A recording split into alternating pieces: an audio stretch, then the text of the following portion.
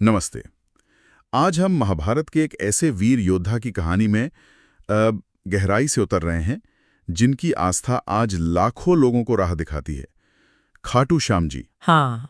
हमारे पास जो जानकारी है वो the historic Bharat YouTube channel से है।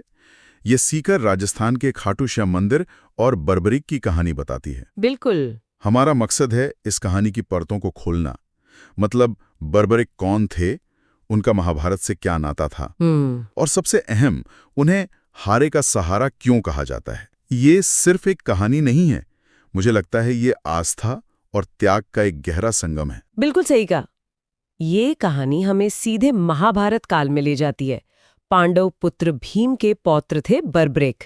ये कथा सिर्फ प्राचीन नहीं है, बल्कि ये आज की भक्ति और विश्वास से भी गहराई से जुड़ी हुई है। हाँ। इसमें सबसे निर्णायक मोड़ है बर्बरीक का वो बलिदान, जब उन्होंने अपना शीश श्री कृष्ण को दान कर दिया था। इसी घटना में उनके आज के स्वरूप और उनके महत्व के बीज छिपे हैं। तो बर्बरीक, जो घटोत्कच और मोरवी के पुत्र थे, कहते हैं उनके बाल काफी घुंघराले थे। हाँ, मैंने भी सुना है। और इसी वजह से श्री कृष्ण ने उन्हें श्याम नाम दिया।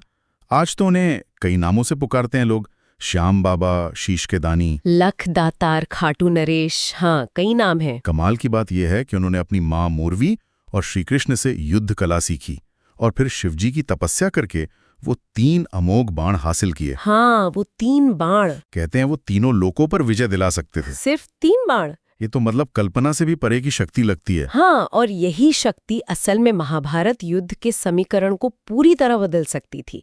सिर्फ 3 बाण, लेकिन इतने प्रबल कि अकेले ही युद्ध का नतीजा तय कर देते। इसी असाधारण क्षमता ने ही तो श्री कृष्ण का ध्यान बर्बरीक की ओर खींचा था। वो कोई साधारण योद्धा नहीं थे, वो युद्ध का रुख मोड़ने वाले थे। और फिर आता है वो प्रसिद्ध वचन, जब महाभारत युद्ध की घोषणा हुई, बर्बरीक ने अपनी मां से युद्ध देखने जाने की आज्ञा मांगी। हाँ। और वचन दिया कि वो हारने वाले पक्ष का साथ देंगे। क्या इसी वचन से हारे का सहारा नाम जुड़ा है? बिल्कुल, माना तो यही जाता है। लेकिन तब तो इसका मतलब ये हुआ कि वो कौरवों की तरफ से लड़ते, क्योंकि उनकी हार तो लगभग तय मानी जा रही थी। बिल्कुल, यही दुविधा थी। उनका वचन एक तरह का धर्म संकट बन गया था। अगर वो अपने वचन पर चलते तो उन्हें पांडवों के विरुद्ध लड़ना पड़ता, जो धर्म की लड़ाई लड़ रहे थे। हाँ, सही बात है। यहीं पर श्री कृष्ण का हस्तक्षेप महत्वपूर्ण हो जाता है। युद्ध का जो परिणाम तय था, उसे बनाए रखने के लिए बर्बरीक को रोकना जरूरी था। तो कृष्ण ब्राह्मण वेश में उनसे मिले। अच्छा। और उन्होंने बर्बरीक के सिर्फ 3 बाणों पर संदेह जताया। हाँ, संदेह जताया, परीक्षा लेने के लिए। जवाब में बर्बरीक ने कहा